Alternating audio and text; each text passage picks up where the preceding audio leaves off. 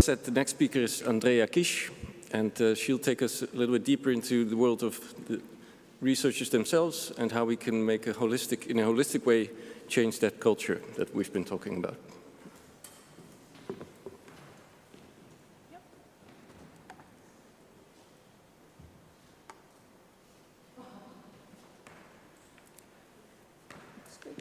Yes. Okay. Thank you for the introduction, Nick, and thank you for the previous talkers. I think I will be also connecting to a lot of things that you mentioned today. But let's hope I can also say some new things. So what you can expect from my presentation is that, of course, I will not solve all the issues or problems or maybe crises, discussed today, but I will try to spark a discussion by the end of this presentation and arrive to a space in which we can discuss how we can take a systems level sustainable approach to creating an environment in which researchers can thrive and not just survive. So just to start a little bit with the problems that we should not necessarily call crises, although I would be interested in a debate about that. So we know that nowadays, academia faces a set of overlapping problems, and these are often referred to as crises and span from the reliability of research findings. There we have a lot of crisis narratives, through problems with the publication and peer review system, but also to the precarious nature of researchers' existences and the mental health strains connected to these. And indeed, already the slide doesn't have all the problems, and it can still be overwhelming to see just how bad it can get in some circumstances. And some of these difficulties are actually disproportionately impacting underrepresented researcher groups and also early career researchers and PhD candidates in particular. So, in this presentation, I will talk a bit about problems related to the science that we create, the system through which we create it, and the people who work in this system, and how there are interconnections between all these different areas. And I will show some of my results from my dissertation on PhD's experiences in this system. Main points that I would like to make in this presentation. So, the crises or problems that we are experiencing are overlapping, and they highlight inefficiencies in how we do science nowadays, and also just unsustainability of the system. And even though we talk a lot about these problems, I think by now most of you, if not everyone, knows a lot about them. It seems that usually these are addressed separately instead of examined in conjunction, looked at how they are being interconnected. For example, from the literature, we already see some of these connections outlined. We do see that, for example, the publication and peer review system put pressures on researchers, which can lead to stress, burnout, and mental health strains. We see that good working conditions are required for researchers to be able to create the best science or the better quality science. And from my own research, we see that if the science is not so great that surrounds you, if you see a lot of questionable research practices, that can be connected with serious career considerations or career implications for PhD candidates, for example. And although these, again, problems have been discussed as very serious ones, even crises, it seems that we are lagging behind in just examining how they are connected and how to solve them together from a systems perspective. We do have reactive and case-by-case solutions, and I'm happy to say that in the Netherlands we also see more systemic approaches, some of which we just heard about. But overarching approaches are still missing in many regards. And the issue with these case-by-case solutions is that they can not grasp the entirety of the problem, and they can even cause new problems or backlash. And this is especially pronounced when we take a look at how they can impact the longevity of researchers' careers or just the academic workforce in general. So I will illustrate some parts of this complexity and interconnectedness through my research. I started out my PhD candidacy with trying to understand how psychological factors of researchers and environments are interconnected, and I looked at PhD candidates and wanted to understand what they experience in terms of their research environments, research climates, and how it could be connected to their career considerations. In the study I will be discussing, we looked at the perceptions of PhD candidates. It was a descriptive correlational explorative survey study. We received about 400 demographically representative responses from our own university. And we then wanted to see how these experiences can be connected to leave intentions. And with leave intentions or leave considerations, I mean either attrition, so leaving before PhDs actually finish their doctorate, or afterwards leaving academia. Main outcomes, already a bit of a spoiler. We found that the PhDs who experienced more problems felt their research climate was worse, and those with worse perceptions about research integrity considered leaving more often. In terms of what they experience connected to research integrity and professional conduct and supervision, and I will not go into all the aspects here, but what stood out? We saw reports of not having enough time for work connected to overwork. Just almost 50% felt that overwork was normalized within their research environments. And then also reports from PhDs came in about a lack of sufficient supervision or a lack of support if they were already lacking supervision, for example. This was also emphasized when we asked them about questionable research practices within their own work environments. Some of the top concerns included insufficient supervision again, and some of the questionable research practice items you can see outlined. But also, of course, concerningly, we also received reports of serious misconduct, like plagiarism and fabrication or falsification of data, and this is in their immediate work environments. When asked about supervision, again, we see a lack of support and just discussions of taking away freedom, again, connected to previous discussions. Although, this slide, I would love to talk a bit more about it because it's an interesting comparison to international and national data, but let's not get into it right now. More relevant to this presentation is just the correlations with leave considerations. We found that negative things impact or are correlated with people wanting to leave more, both academia and their current PhD candidacy. Negative things I conceptualize right now as questionable research practices or unprofessional or unethical practices or barriers of responsible research climates. And positive things, like, for example, experiencing trust, integrity, freedom, or, supervision well done, seem to be negatively related to leave considerations.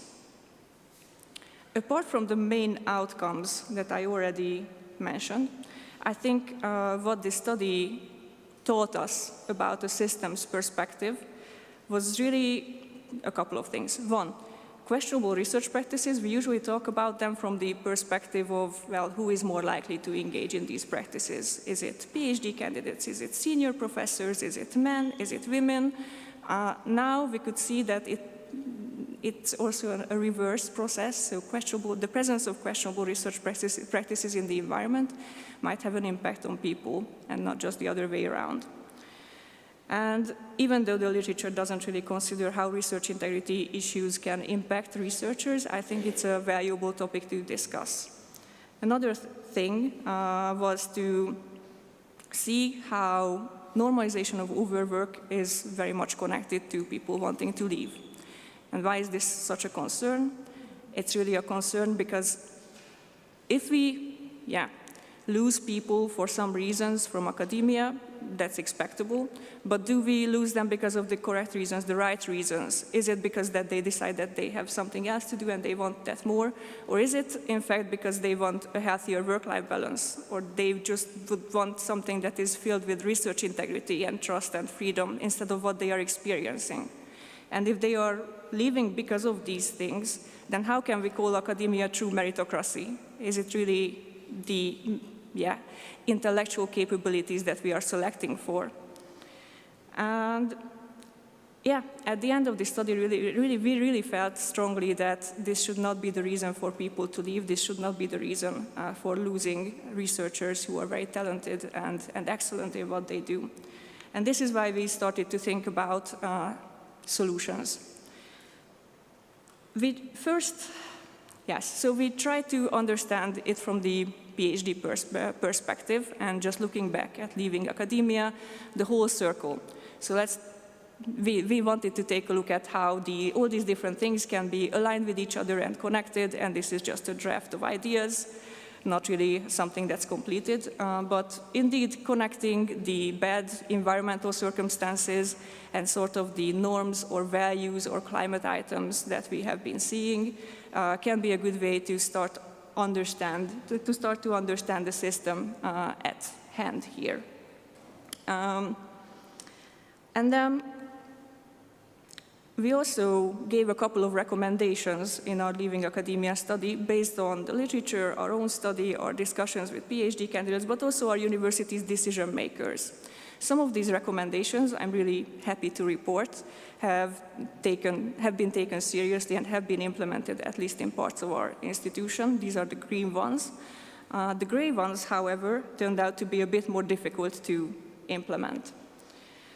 We noticed that the ones that have been implemented often shift the responsibilities onto individual researchers. So here, for example, you see following workplace ethics trainings or just setting up and participating in peer networks. This is very much just putting the weight on the shoulders of researchers.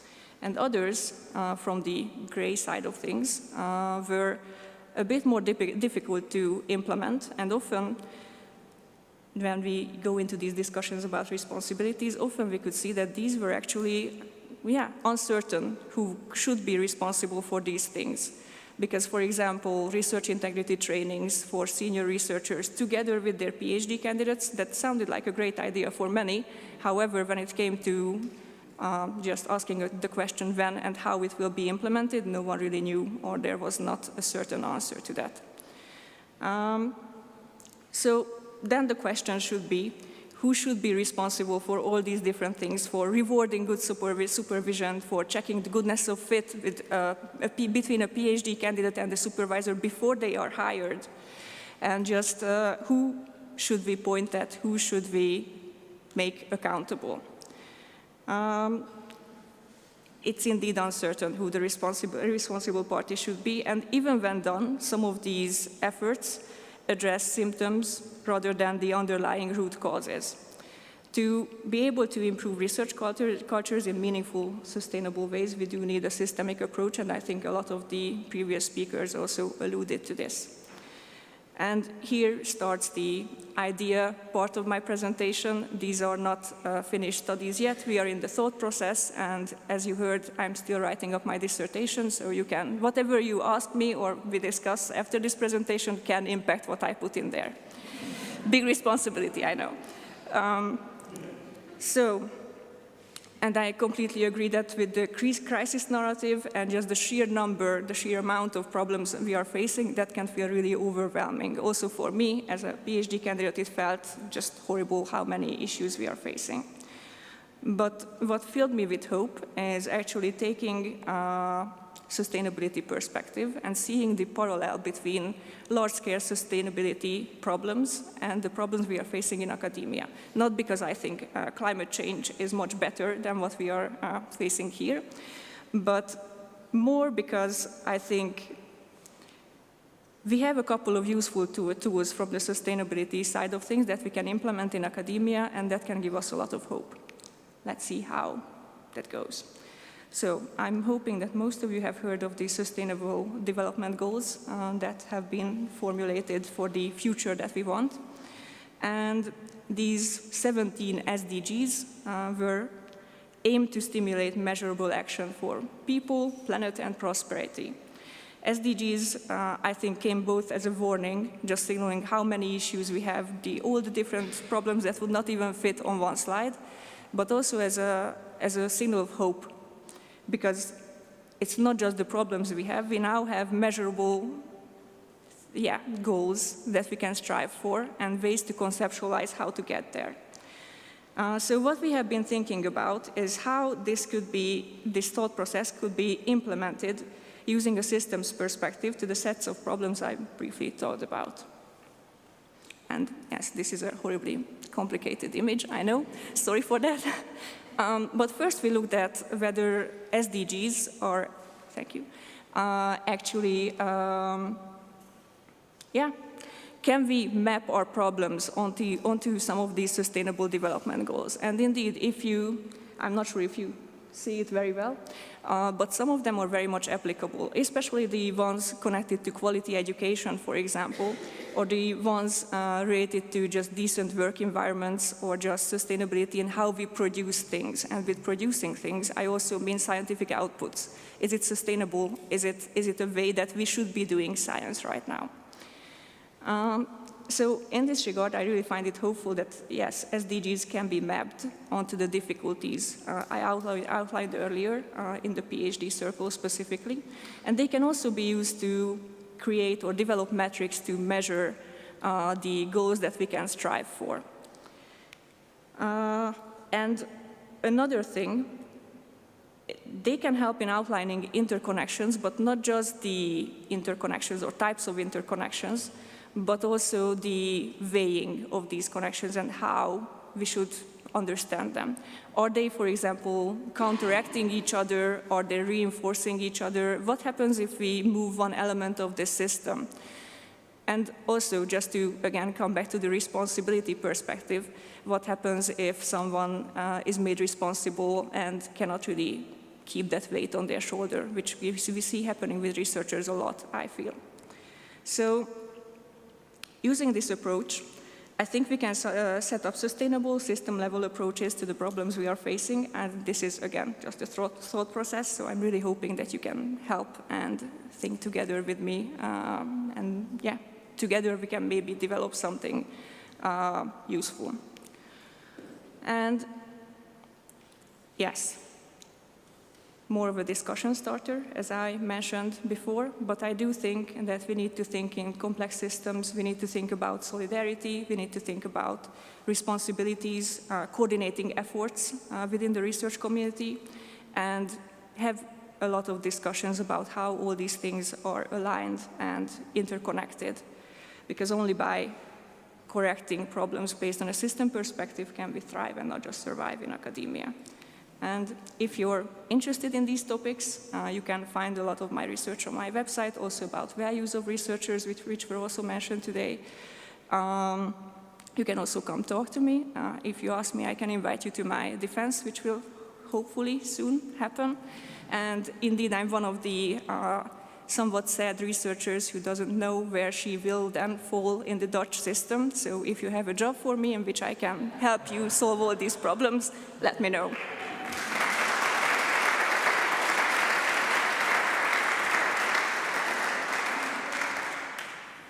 Questions? Hi, Andrea. I really enjoyed your presentation. I really like your holistic approach. My name is Irene Kavanagh. I'm based in Ireland in University College Cork.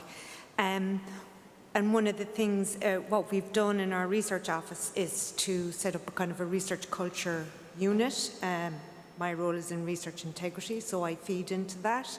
We're very much interested in the interplay between research culture and research integrity, or fostering a culture of research with integrity. So in terms of your work with PhD students, in your study group, were you able to tease out any EDI issues? So PhD students who are marginalised because of, say, ethnicity, or they might have disability, because that's one of the things that we are looking at in terms of, say, barriers to reporting misconduct. So if you are someone who is already marginalised because of ethnicity, or you might be, you know, you have a disability, it can make it more difficult then to report a concern that you might have.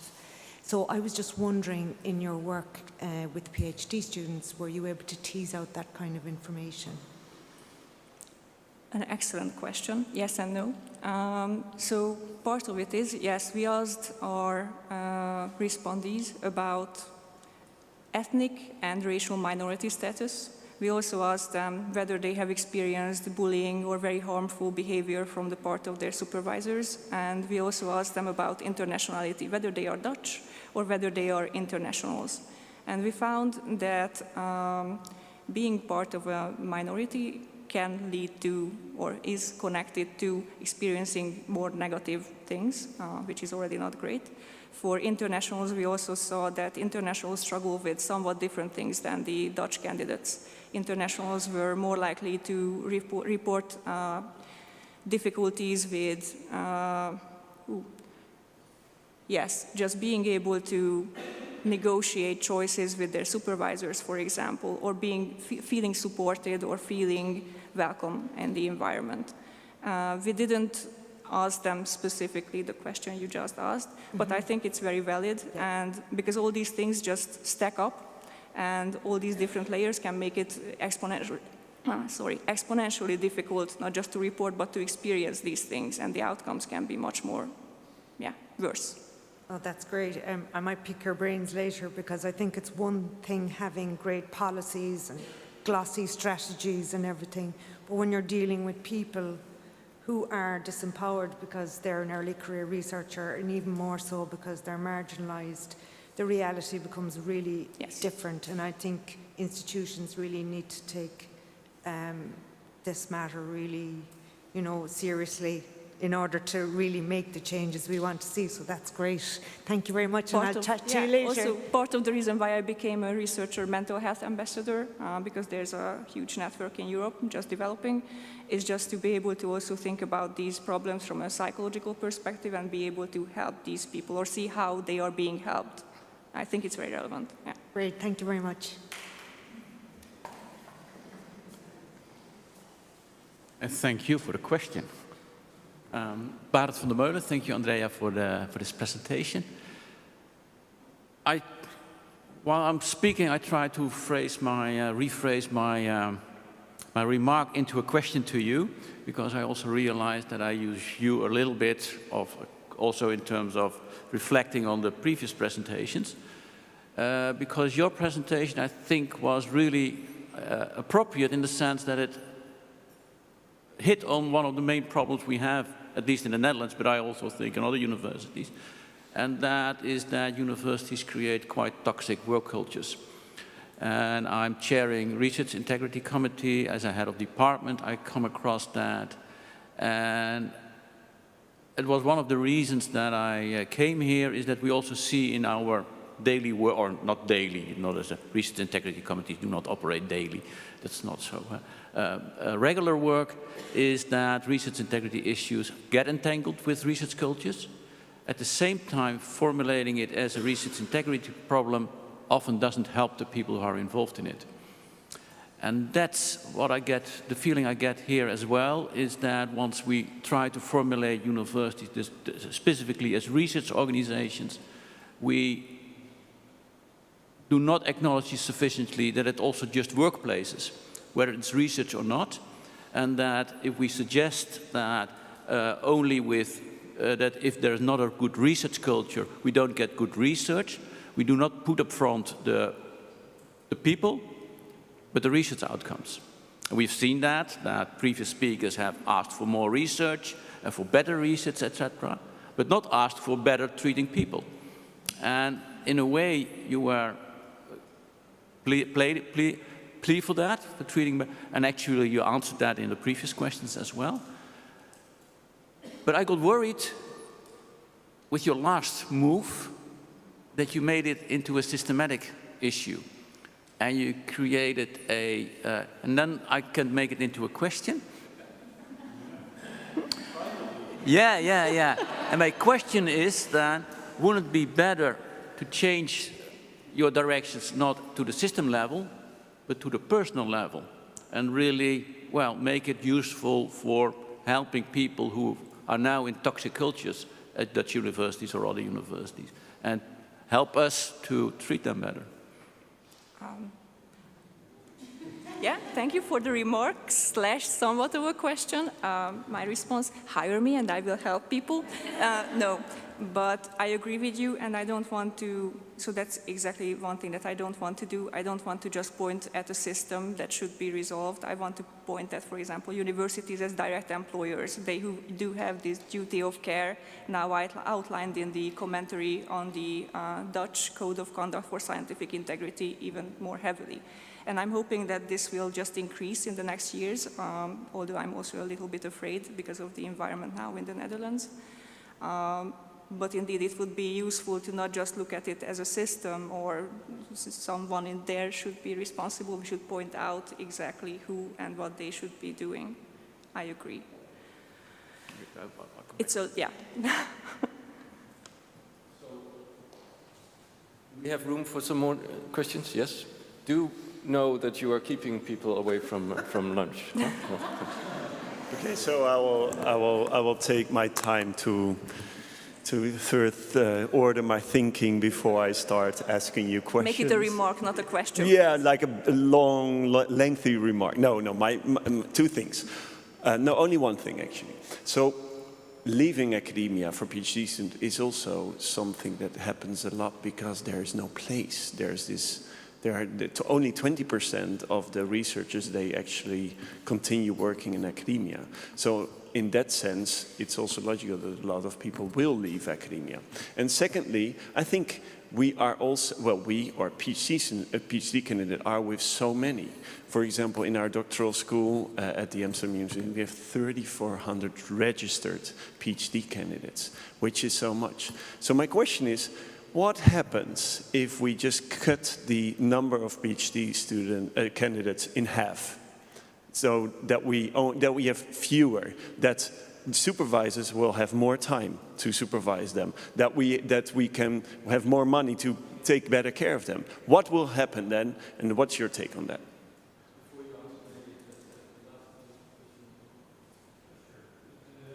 I think it relates a little bit to this. It may be. Well, it's relatable. It's maybe taking it one step further. I think maybe a bit black and white, but if you look at, I'm going to the system again. If you look at the system in which we now have PhDs, that's aimed at production of papers. You're the workforce of our scientific or research endeavor. Shouldn't we see that more as education and yeah, sort of becoming a scientist? So if we change that and maybe ask less or have less PhDs, wouldn't that be a better system, and can we not overcome many of the problems that you discussed? Yes and no. Yeah. Okay, so I think I can respond to both questions somewhat together. I have radical ideas about the PhD candidacy, but I'm very biased, you have to know this, because throughout my PhD I have talked to a lot of candidates who suffered from the most horrible things in terms of mental health grievances, ranging even to suicidal ideation. Really not a great way to introduce myself to the academic environment, I guess.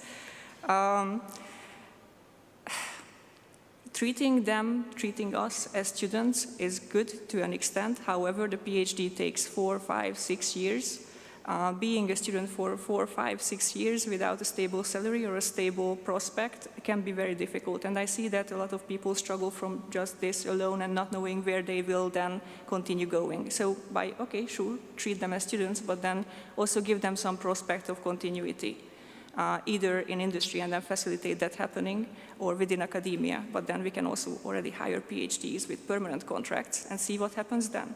I would really like to see that, actually. And now I know that with professor level, so assistant, associate, and full professor levels, we have this without a very lengthy tenure process. Let's try it with PhDs and postdocs, by the way. Let's not necessarily have a lot of postdocs.